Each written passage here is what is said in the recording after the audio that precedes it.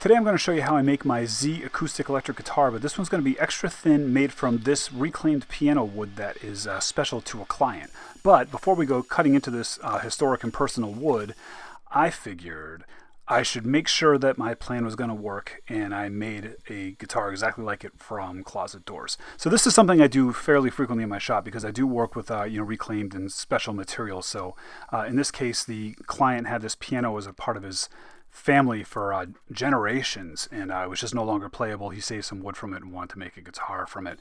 So before I go and start cutting that stuff up, I want to make sure every step of the way that things are working right. I don't want to help eliminate some mistakes and some risk for this limited amount of wood that I have to make this guitar. So the first thing I had to do, which I figured out on this demo guitar that I'm making here for my favorite closet doors, is the regular molds that I used to make these guitars were too tall, because this guitar is only going to be 2 inches thick, where normally I make them about 3.5 inches thick. So I laser cut some versions of the molds that I made out of 1/4 inch plywood. I actually ended up stacking it up to make it 1/2 inch. And then I got creative with how I assembled it. So I used the two halves, and I also, you can see that's a scrap from one of my other molds. I saved all the scraps and all the shapes from when I made these molds back about a year ago, because I knew they'd come in handy for things like this. So I just very, sort of creatively built up these molds so I could flip them upside down and get the kerfing on each side. And it all worked out pretty good once I figured out how to do it. You can see that side is almost perfect, and now I can go flip it over and do the other side. A little tedious, but by the time I got done doing all these 4 sides, I felt confident to work on the client's guitar.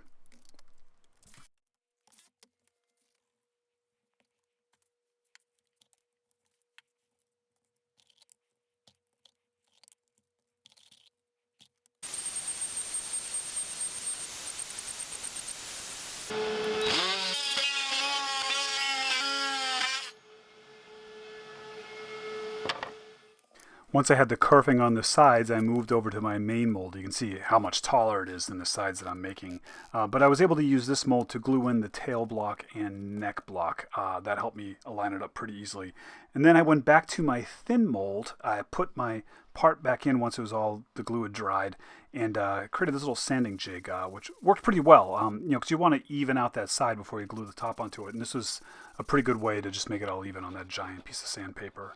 There's always a little bit of finessing and finagling to do in the corners here, and as I continue to make these guitars, I find ways to make each one of these steps easier and better every time I make one. I glued the back on first, and I still had it in that sanding mold that I'd set up. It was all lined up pretty good in there, so I just left it there, added the glue, and I used weight instead of clamps to put the back on. I just have all these metal drops that I use quite frequently for things like this. And that seemed to work fine.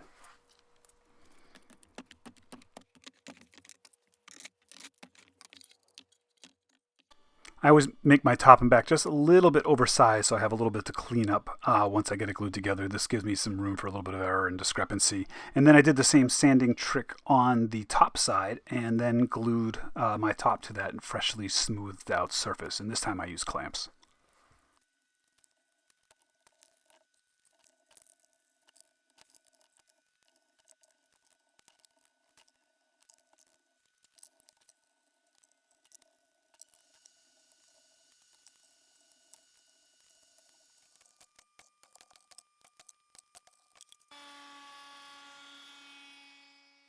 So now that I was able to get this whole part put together successfully, I felt confident to start messing around with that piano wood.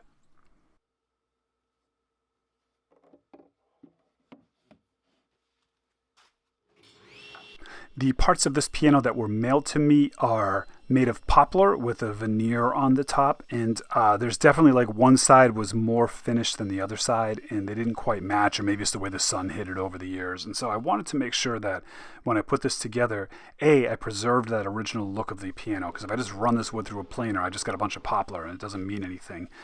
So I had to make sure I prepared the wood without touching the veneer sides and wearing off the patina and the finish and the stain and whatnot. So I decided to basically just start by slicing it in half and then running it down to thickness, never touching the finished side, only the inside that I'm cutting.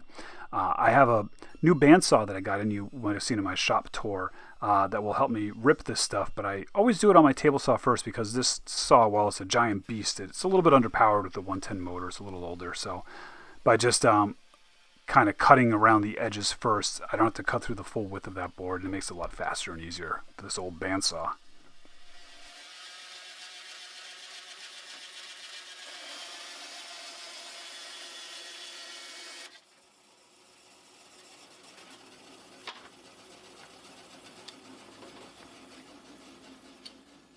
You can see the table saw blade is much thicker than the bandsaw blade, so you can see that difference in thickness there. But it doesn't matter because we're going to run this all through the planer.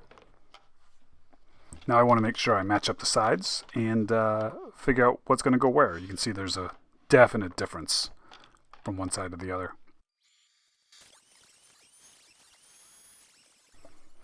I ran these pieces through my little lunchbox planer. Always careful to just make sure I'm planing the raw side, not the finished side, and then I switched up to my new drum sander, which works really well, and I brought it down to a thickness of about 0.1 inches. I had to joint it, of course, before I book match my tops.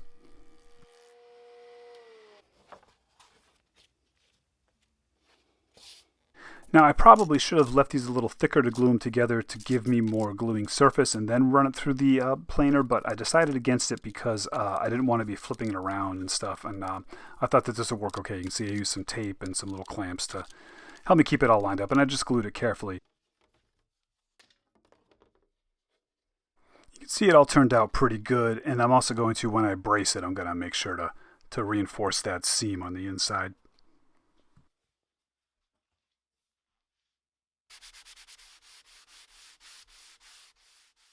Since this guitar is not made from closet doors, it actually has a center where that seam is, so I had to be careful to make sure I properly aligned my laser and cut out my top and back with that center seam right down the middle.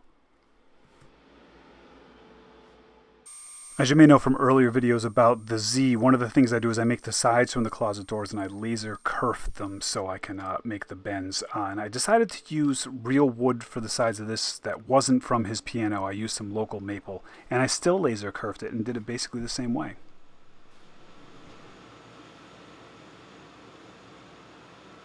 I just do simple rosettes and with some veneer just to protect the edge. I don't really like all that sort of fancy looking stuff.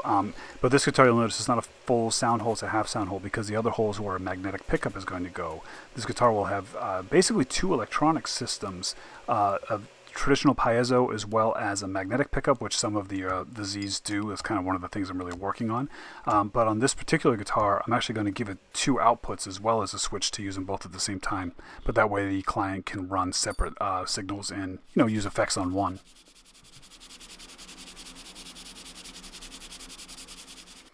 You can see I started adding my reinforcements, also made from the piano poplar, and you can see I put that little thin stripe down the seam there just to double protect that, and I'm using my homemade go board, which is made out of driveway markers. It works great.